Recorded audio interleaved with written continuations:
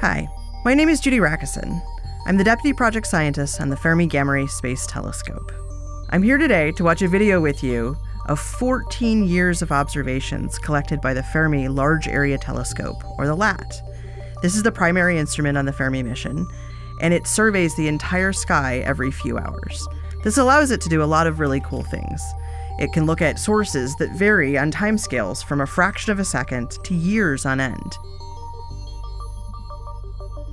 There are two different kinds of maps that we're going to look at.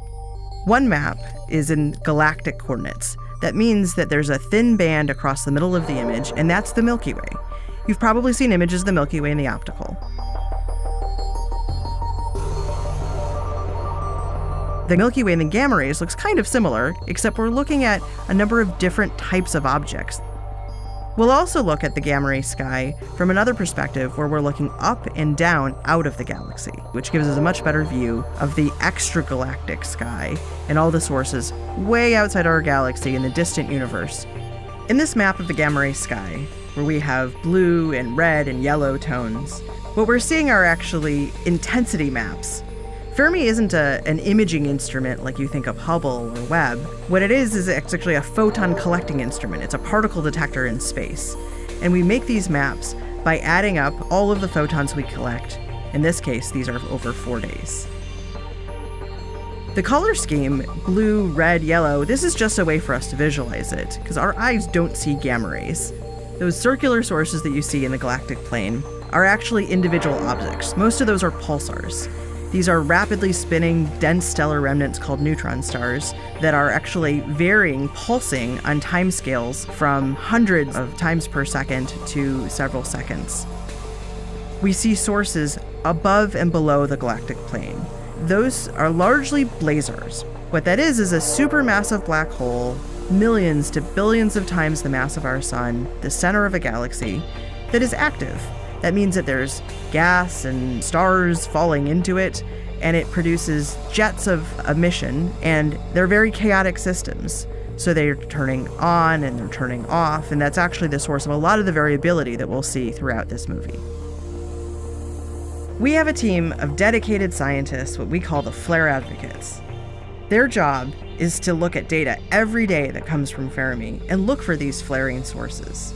It's not just so that we know that they're there and that we catalog them, but some sources are interesting enough that we want to tell our friends, other space and ground-based telescopes, that they should go look at the same place and collect multi-wavelength data so that we can better understand these outbursts.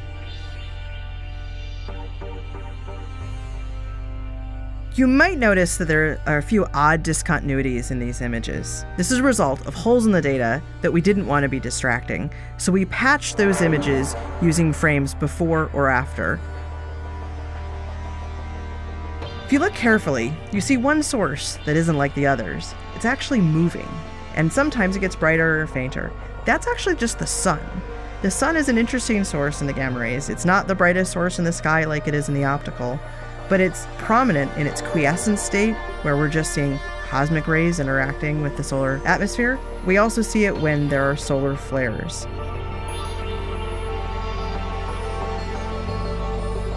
That bright flash right there was a spectacular solar flare.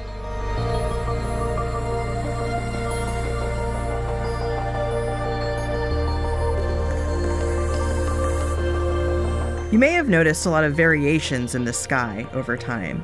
It's not the galaxy itself is getting brighter or fainter. It's that as Fermi surveys the sky, it doesn't do it completely evenly. Over many years, we accumulate a very nice, even exposure of the sky. But when we look at short timescales, what we're seeing are variations in the survey, not actual variations in the sky. But when you do see individual sources, those are real variations from our own solar system out to the distant universe.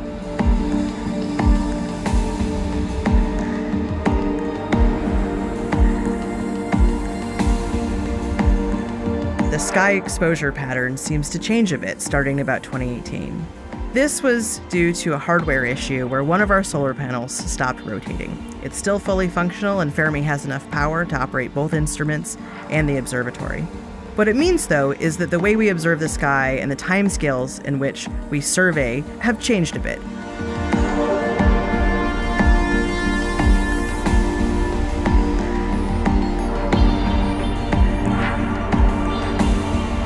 In our 14-year map, there's over 7,000 total sources. Almost 4,000 of those are these active galaxies, these blazars.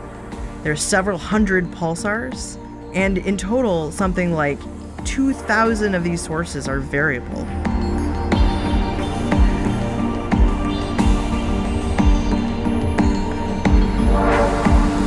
This video showing the first 14 years of Fermi observations is just the beginning.